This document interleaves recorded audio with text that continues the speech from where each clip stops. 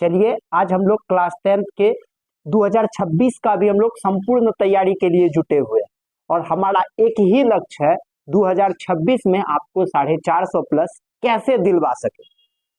इसके लिए मेरे साथ आपको भी जम करके मेहनत करना पड़ेगा। आप जितना मेहनत करोगे और हम मेहनत करेंगे तो दोनों मेहनत आपस में जुड़ जाए और आपको टॉपर बनने में मदद करेगा, है ना। तो समझिएगा कितना भी कम समय हो, पीछे बहुत सारा इसका वीडियो हर पार्ट्स का हर एक एक क्वेश्चन का हम बना करके डाल चुके हैं।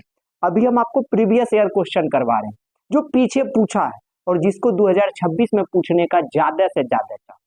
उसी कड़ी में आज हम लोग संस्कृत के अगले प्रश्न को कर रहे हैं। अभी हम लोग क्लास 10 का तैयारी कर रहे हैं ना। देखिएगा क्वेश्चन आज का क्या है और कितना इंपॉर्टेंट क्वेश्चन। कहता क्या है, देवगण भारत के गीत क्यों गाते। अभी हम लोग लघु उत्तरीय प्रश्न कर रहे हैं, शॉर्ट आंसर टाइप कर रहे हैं। जो 16 प्रश्न पूछे जाएंगे उसी के अंतर्गत आने वाले प्रश्न को कर रहे हैं ना। क्या कहता है, देवगण भारत के गीत क्यों गाते हैं। पठित पाठ के आधार पर उत्तर 3 से 5 वाक्यों में लिखे। और ये क्वेश्चन 2017 के बोर्ड एग्जाम में पूछा गया। समझ गए कि नहीं समझ गए, किस एग्जाम में पूछा गया, 2017 का बोर्ड परीक्षा में क्वेश्चन पूछा गया। उत्तर देखिए क्या क्वेश्चन, समझ गए ना। देवगण भारत के गीत क्यों गाते।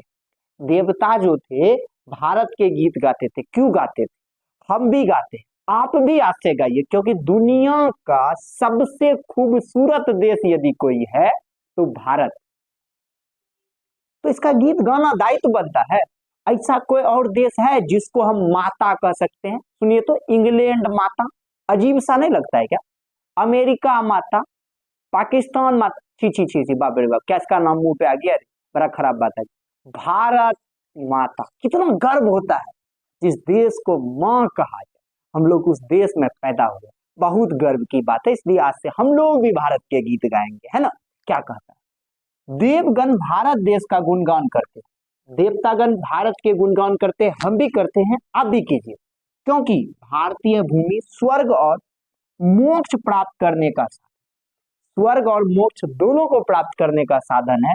मनुष्य भारत भूमि पर जन्म लेकर भगवान हरि सेवा के योग बन जाते हैं। यहाँ का जो व्यक्ति सब होते हैं ना, वो खुद, जैसे आप साईं बाबा को लीजिए, तो आप हमेशा याद कर दीजिए, भारत का भूमि स्वर्ग और मोक्ष प्राप्त करने योग्य है और भारत की भूमि पूरे दुनिया में सबसे पवित्र भूमि है और दुनिया का सबसे पवित्र नदी भारत के भूमि पे है।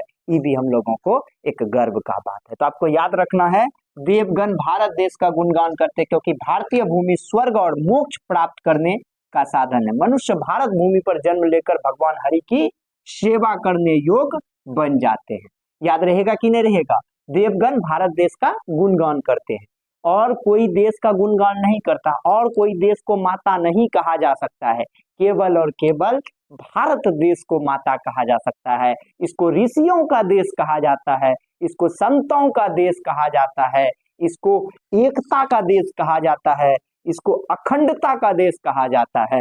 वह देश हमारा भारत। समझ गए कि नहीं समझ गए। सारे जहां से अच्छा हिंदुस्तान हमारा हमारा। पूरा दुनिया में यदि सबसे अच्छा कोई है तो हमारा देश भारत।